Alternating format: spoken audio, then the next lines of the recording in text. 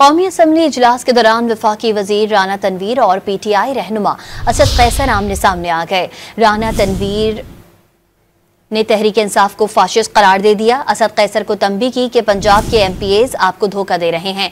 सख्त जुमलों के तबादलों के दौरान स्पीकर अराकीन को चुप कराते रहे। कौमी असम्बली के इजलास के दौरान एक बार फिर हंगामा। वफाकी वजीर राना तनवीर हुसैन और PTI रहनुमा असद कैसर आमने सामने आ गए। इजलास के दौरान एक दूसरे पर संगीन इल्जामात लगा दिए। राना तनवीर ने असद कैसर को मुखातिब करते हुए इल्जाम आयद किया कि पंजाब के MPAs आपको धोखा दे रहे हैं। वो तो खुद इंतजामिया से गिरफ्तारियों का कह रहे हैं। सरकारी वसाइल इस्तेमाल करके उन्होंने यहाँ पे वफाक की हुकूमत पे चढ़ाई की और फिर ये बात करते हैं पंजाब गवर्नमेंट में वहाँ पे बड़ा जुल्म हो रहा है MNAs के साथ।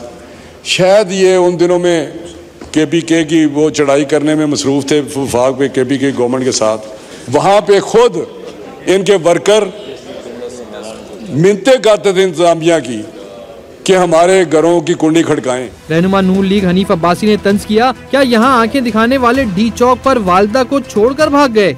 अच्छे बच्चे बने हैं, 8-10 दिन हुए आपको अच्छे बच्चे बना हुआ, तो आप अच्छे बच्चे बने रहे। यहाँ पे आप आंखें दिखाते हैं स्पीकर को, वहां आप D चौक में अकेला छोड़ के भाग जाते हैं। आप D चौक के अंदर कारकुनान को छोड़ के भाग गए, आप वालदा मोहतरमा को छोड़ के भाग गए। मैंने ऐसे बेटे ऐसे बच्चे आज तक नहीं देखे। इन बच्चों को तो पता ही कुछ नहीं है खेल कहां से खेला जा रहा है। हनीफ अब्बासी ने पैगाम दिया कि PTI वालों को अगर कुछ हासिल नहीं हो रहा तो असेंबलियों की रुकनियत से मुस्ताफी हो जाएं।